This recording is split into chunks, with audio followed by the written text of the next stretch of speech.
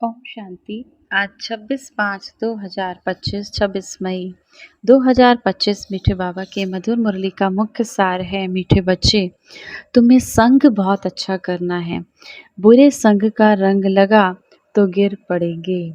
मीठे मीठे शिव बाबा के बच्चे, तुम्हें संग बहुत अच्छा करना है। अगर तुम्हें बुरे संग का रंग लगा तो गिर पड़ेंगे। कुसंग बुद्धि को तुच्छ बना देता है। प्रश्न है आज की मुरली से, अभी तुम बच्चों को कौन सी उछल आनी चाहिए? तुम बच्चों को कौन सी खुशी होनी चाहिए? कौन सा उमंग उत्साह रहना चाहिए? उत्तर, तुम्हें अब ये खुशी होनी चाहिए कि गांव-गांव में जाकर तुम्हें ये उछल होनी चाहिए, तुम्हारे अंदर से उमंग उत्साह होनी चाहिए अंदर से कि गांव-गांव में जाकर शिव बाबा का संदेश देना, बाबा के लिए सर्विस करना। तुम्हारे पास जो कुछ है वह सेवा अर्थ है। शिव बाबा बच्चों को राय देते हैं, बच्चे इस पुरानी दुनिया से अपना पल्लव आज़ाद करो। कोई भी चीज़ में ममत्व नहीं रखो, इनसे दिल नहीं लगाओ। गीत है, इस पाप की दुनिया से बाबा कहते हैं किसी चीज़ से ममत्व नहीं रखो, इनसे दिल नहीं लगाओ। इस कलयुगी दुनिया से दिल नहीं लगाओ, इस पाप की दुनिया से ले चल दूर कहीं। धारणा के लिए मुख्य सार है, पहला नंबर, नई दुनिया बनती है बेहद की पढ़ाई से, पुरानी दुनिया से वैराग्य आ जाता है।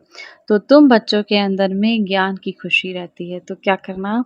शिव बाबा और घर को याद करना है। शिव बाबा और हम आत्माएं जहाँ से आई थी उस घर को याद करना है। दूसरा, बाबा कहते हैं मैं तुम्हारा बेहद का पिता हूँ, राजयोग सिखाने आया हूँ। तो क्या तुम श्रीमत पर नहीं चलेंगे? शिव बाबा हम बच्चों से कहते हैं मैं तुम्हारा बेहद का पिता हूँ, तुम्हें राजयोग सिखाने आया हूँ। तो क्या तुम बच्चे श्रीमत पर नहीं चलेंगे? फिर तो बहुत घाटा पड़ जाएगा। शिव बाबा का हाथ छोड़ा तो माना कमाई में घाटा पड़ गया। वरदान है आज की मुरली से, त्रिकालदर्शी स्टेज द्वारा व्यर्थ का खाता समाप्त करने वाले सदा सफलता मूर्त भाग। त्रिकालदर्शी स्टेज पर तीनों कालों, त्रिकालदर्शी माना तीनों काल को जानने वाले, हमारे हम पास्ट में क्या थे, अब इस समय बाबा हमें क्या बना रहे हैं और भविष्य में क्या होंगे। तो हमारे तीनों काल की स्टेज पर स्थित होना था। हर संकल्प, बोल व कर्म करने के पहले चेक करना कि ये व्यर्थ है या समर्थ है। व्यर्थ 1 सेकंड में पद्मों का नुकसान कर देता है, समर्थ 1 सेकंड में पद्मों की कमाई करता है। सेकंड का व्यर्थ भी कमाई में बहुत घाटा डाल देता है, जिससे कि हुई कमाई भी छिप जाती है। इसीलिए एक कालदर्शी हो कर्म करने के बजाय त्रिकालदर्शी स्थिति पर स्थित होकर करो, तो व्यर्थ समाप्त हो जाएगा और सदा सफलता मूर्त बन जाएंगे। स्लोगन है, मान शान और साधनों का त्याग ही महान त्याग है। मान शान और साधनों का त्याग ही महान त्याग है।